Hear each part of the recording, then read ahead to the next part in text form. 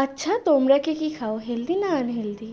High, আমি আবারও তোমাদের আজকে শেয়ার করবো what I it in a day. তো আমি এখানে সকালবেলায় চিয়া সিড ভেজানো জল খেয়ে নিয়েছিলাম। যদিও আমি এটা রোজ খাই না, বিকজ আমি খেতে পারি না চিয়া সিড, খুব একটা ভালো লাগে না। তারপর আমি খেয়ে নিয়েছিলাম ব্রেকফাস্টে ডিম সেদ্ধ একটা। তারপর প্রচণ্ড গরম ছিল বলে আমি খেয়ে নিয়েছিলাম একটা জাস্ট আইসক্রিম। আমি জানি এতটাও আইসক্রিম খাওয়া উচিত না, খুব একটা খাই না, মাঝে মধ্যে খাই।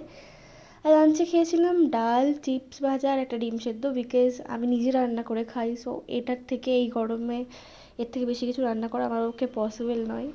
আর সন্ধ্যাবেলায় টিউশন গিয়েছিলাম, তো টিউশন গিয়ে খেয়েছিলাম লস্যি। আর ফেরার পথে দুজন মিলে খেয়েছিলাম চাউমিন। এই এতটা চাউমিন আমি একাই খাইনি।